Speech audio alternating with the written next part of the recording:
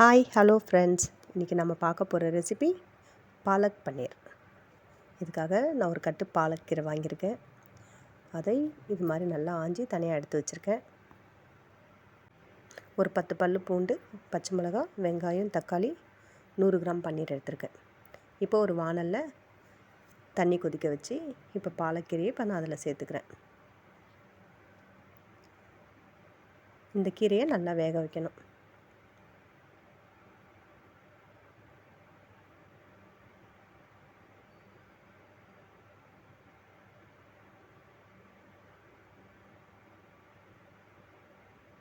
மூடி போடக்கூடாது, இல்லைன்னா இந்த பச்சை கலர் மாறிடும். இப்போது நல்லா வெந்துருச்சு. இப்போது இதை தனியாக எடுத்து வச்சுக்கணும். இப்போது கீரையில் கொஞ்சமாக பச்சை தண்ணியை ஊற்றி தனியாக எடுத்து வச்சுக்கணும். இது நல்லா ஆறணும். ஆறின பிறகு மிக்சிங் பவுலில் நம்ம எடுத்து வச்சுருக்கிற இஞ்சி, பச்சை மிளகா இதை சேர்த்து நல்லா நைஸாக அரைச்சி எடுத்துக்கணும். இப்போ நான் தனியாக அரைச்சி எடுத்துட்டேன். இப்போ ஒரு வாணல் வச்சுக்கணும். அதில் கொஞ்சமாக எண்ணெய் சேர்த்துக்கிறேன். கொஞ்சம் ஜீரகம் சேர்த்துக்கிறேன். ஒரு அரை ஸ்பூன் அளவுக்கு சேர்த்துக்கணும். அந்த 10 பல் பூண்டு பொடி பொடியாக கட் பண்ணி அதையும் இதோடு சேர்த்து லைட்டாக வதக்கிக்கணும்.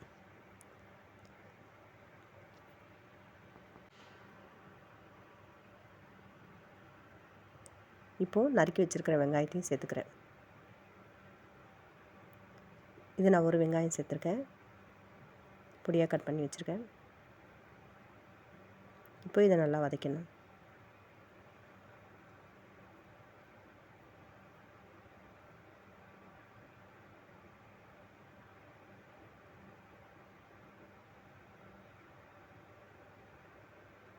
நல்லா வதங்கிடுச்சு.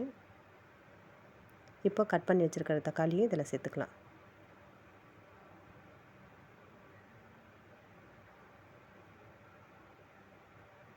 இப்போ மஞ்சத்தூள், 1 ஸ்பூன் மிளகாத்தூள், அரை ஸ்பூன் கரம் மசாலா இப்போ சேர்த்துட்டு நல்லா வதக்கிக்கலாம்.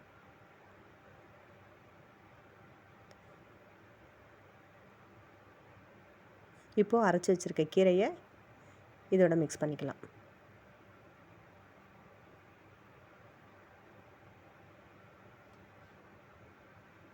இப்போது இதுக்கு கூட கொஞ்சம் தண்ணி சேர்த்துக்கலாம். நான் அந்த மிக்ஸி ஜாரை கழுவி அதோட தண்ணியை சேர்த்துக்கிறேன்.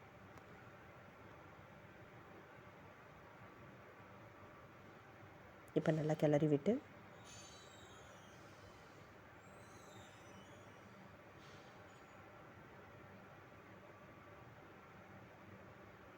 தேவையான அளவுக்கு உப்பு சேர்த்துக்கிறேன்.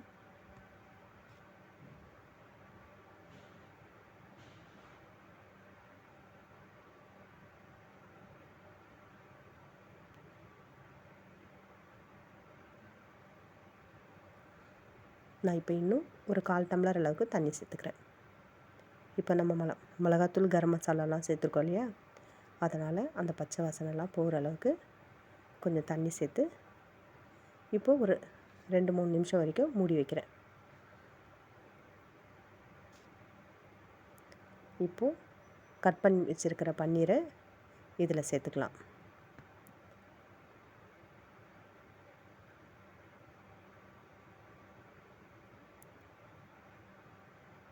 நல்லா கிளறி விட்டுக்கலாம்.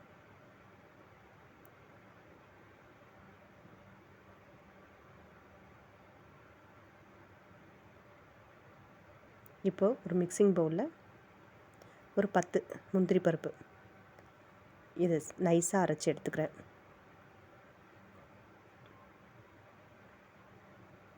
அதையும் இதோடு சேர்த்துக்கலாம்.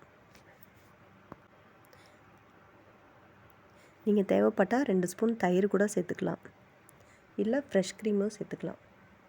இப்போதைக்கு நான் முந்திரி பருப்பு அரைச்சி தான் சேர்த்துருக்கேன். அவ்வளோதாங்க, பாலக் பன்னீர் தயார். இதை சப்பாத்தியோடு சாப்பிடுங்க, சூப்பராக இருக்கும். நம்ம சேனலை லைக் பண்ணுங்கள், ஷேர் பண்ணுங்கள், கமெண்ட் பண்ணுங்கள். மறக்காமல் சப்ஸ்கிரைப் பண்ணிவிடுங்க. தேங்க்யூ.